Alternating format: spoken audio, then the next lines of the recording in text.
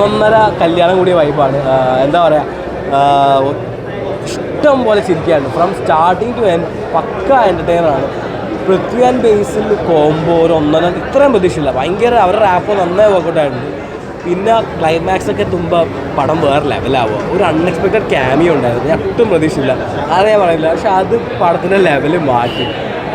ഒരു മാരക പടം ഒന്നുമില്ല, ഇഷ്ടം പോലെ ചിരിക്കാനുള്ള പടം. സ്റ്റാർട്ടിങ് പോലെ എന്തുവരെ എൻ്റർടൈനർ, ഫ്രണ്ട്സ്, ഫാമിലി എല്ലാവർക്കും വന്ന് ഇഷ്ടം പോലെ ചിരിക്കാനുള്ള പടം.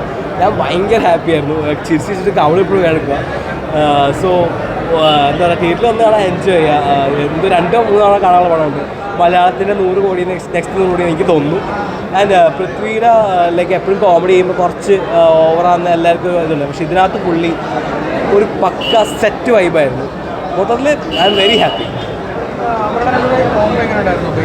അതാ സ്റ്റാർട്ടിങ് മുതൽ ഇവരുടെ കോംബോ കാണിച്ചു തുടങ്ങുന്നുണ്ട്. അവിടെ ഒരു നമ്മുടെ ഈ നിവിൻ അജു വൈബൊക്കെ ഇല്ലേ, ആ ഒരു ഫീൽ ശരിക്കും കിട്ടി തുടങ്ങി.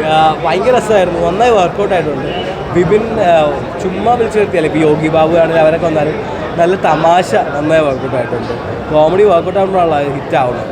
സ്ക്രിപ്റ്റ് ഒരു കല്യാണം അത് കൂടാൻ വരുന്നു, അയാൾ തമാശ. നമ്മളിപ്പോൾ ഇരിക്കുമ്പോൾ ഒരുപാട് കല്യാണ സിനിമ കണ്ടിട്ടുള്ള, പക്ഷേ അത് എക്സിക്യൂട്ട് ചെയ്ത രീതി, കോമഡി ഇതാണ്. അല്ലാതെ മാരക കഥ, ഇതുവരെ ആരും കാണാത്ത കഥ എന്നൊന്നും എനിക്ക് പറയാനില്ല. ഒരു അടിച്ചുപൊളി എൻ്റർടൈൻമെൻറ്റ് പടം, സെറ്റ് മൂഡാണ്. ഹാപ്പിയായി കയറാം, ഡബിൾ ഹാപ്പിയായി ഇറങ്ങാം. ബേസിലിൻ്റെ ആ ഒരു മീറ്റർ പിടിച്ച് തന്നെ പുള്ളി സെറ്റായിട്ട് ചെയ്തിട്ടുണ്ട്.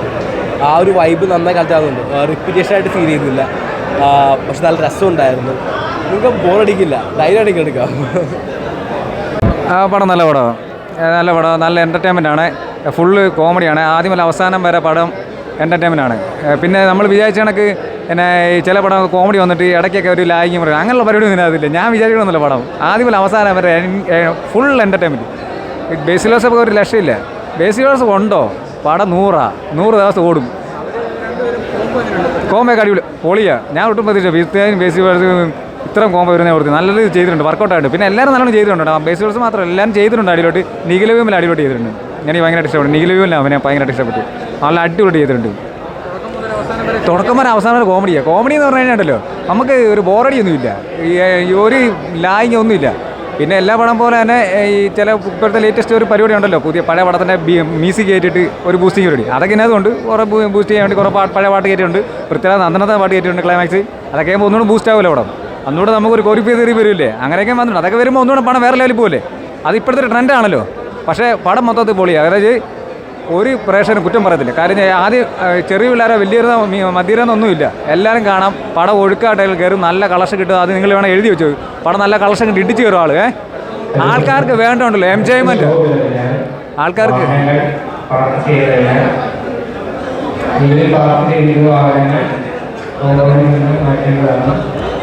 ആൾക്കാർക്ക് വേണ്ട എൻജോയ്മെൻറ്റാണ്. അത് എൻജോയ്മെൻറ്റാണ്. പടം ഫുള്ള് കോമഡിയാണോ, ആൾക്കാർ ഇടിച്ച് കയറും. അതായത് എൻജോയ് ചെയ്യേണ്ടി വരുന്നത് അത് അതിനുള്ള സാധനം ഇതിനകത്തുണ്ട്. അതിനുള്ള സംഭവം എല്ലാം അതിനകത്തുണ്ട്. അതിന് വേണ്ട സംഭവങ്ങളെല്ലാം ഈ പടമുണ്ട്. ഫാമിലി പടമൊന്നും പറയാൻ പറ്റത്തില്ല, എല്ലാ പ്രായക്കാർക്കും പറ്റിയ പടമാണ്. ചിരിച്ചൂപ്പാട് ഒരു പടം. ഒരു കാര്യം ഉറപ്പാണ്, 100% ഹിറ്റ് അടിക്കും, ഫ്ലോക്കസ് അടിക്കും, നല്ല കളക്ഷൻ കിട്ടും. 100 കോടിയൊക്കെ അടിക്കുന്നത് പുല്ലുപോലെ കയറുന്നത് പടം കണ്ടിട്ട്. എൻ്റെ ഒരു അഭിപ്രായത്തിൽ പടം, ഞാനൊരു സിനിമ പ്രേമിയാണ്, സിനിമ കാണുന്നതാണ്, സിനിമ അഭിനയിക്കുന്നതാണ്, അന്വേഷിക്കേണ്ടത് ക്യാരക്ടറേഷൻ ചെയ്തതാണ്.